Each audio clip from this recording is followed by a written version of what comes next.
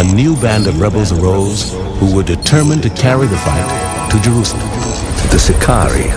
To the Sicarii, anyone who wasn't fighting the Romans was a collaborator and worthy of death. Many were slain every day, and the fear men were in was worse than the calamity itself.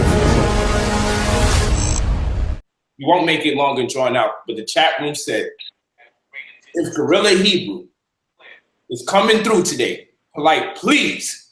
Now, we can pick this up actually another day.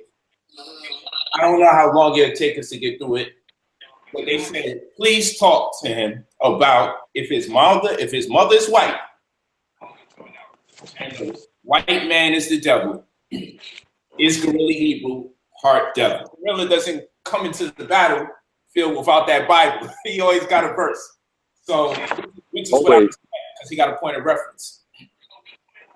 So, if you don't mind, my brother, I'll pick it back up and we can work our way into the other conversation. Just let me know. Perfect.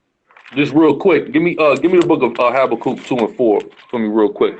When we say the white man is a devil, there's a reason for that. So I want to explain it from a biblical perspective first off, then I'm going to get off into some science first and be able to show that you can't be half devil. All right, we're gonna explain it from the perspective of this paradigm. So go ahead. 2 and 4. 2 and 4. Book of Habakkuk, chapter 2, verse 4. Behold, his soul, which is lifted up, is not upright in him.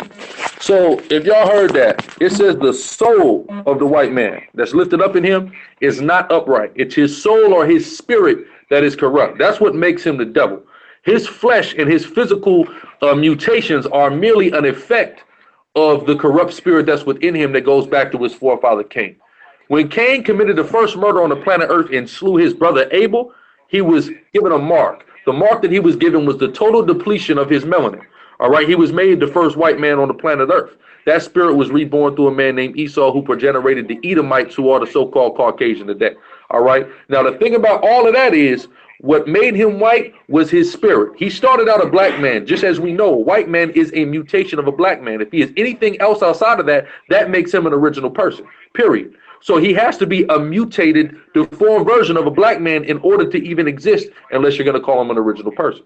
So with that being said, the Bible says a false balance is an abomination. Right. So what happens is that wicked spirit that dwelled within him began to show itself outwardly, and that's what led to all the genetic defects that the man is born with. All right, but it starts with his spirit. The spirit, as it said, that's lifted up in him is not upright. All right, how do we merge that into science? When you study behavioral science and you study behavioral genetics, you will find that your behavioral traits you inherit from your father. Now, does that mean that when you grow up, you can't start acting like your mother? Of course you can. Why? Because it's something called nature versus nurture.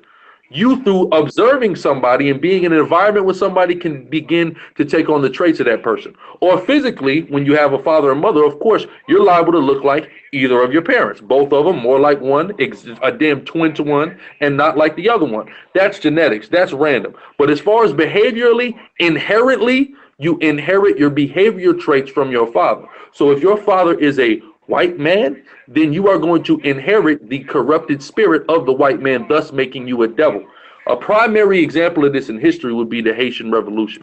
Like I said, my father's descendancy goes back to Haiti.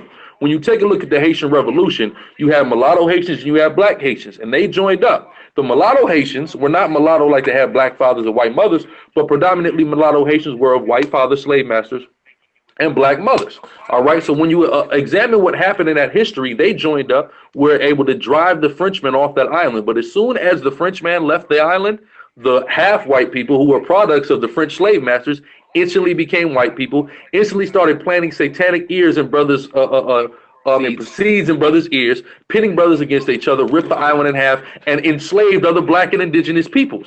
That's what they did, showing you that they were direct byproducts of their white slave master fathers. So they are, though have black mothers, 100% devils. Even if we look in the Bible, during the time of who the world calls Christ, Yahweh Shah, you had a man named King Herod that the Jews rejected. Why? Because his father was an Edomite, but his mother was a Jew, or she was of the tribe of Levi more specifically.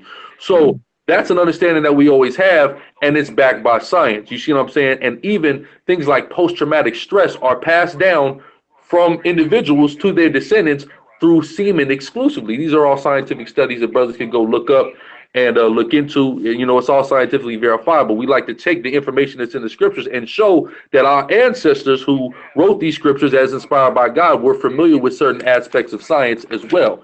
So I am not half devil because I am from the seed line of a black man. You see what I'm saying? So just like the way they did the experiment is they took mice and they put certain mice through countless traumatic experiences in mazes and things like that, right? Then they mated them and they had kids. When they put the kids in the same maze, they saw the fright and the fear that these kids have just approaching the things that their parents seen. But that was only passed down from father to child. You see what I'm saying? So this is what we say when we mean the white man's the devil. And this is why, though you can have a mother who may be the devil, you are not the devil because you inherit your behavior, not the devilish behavior, but you inherit your behavior from your father.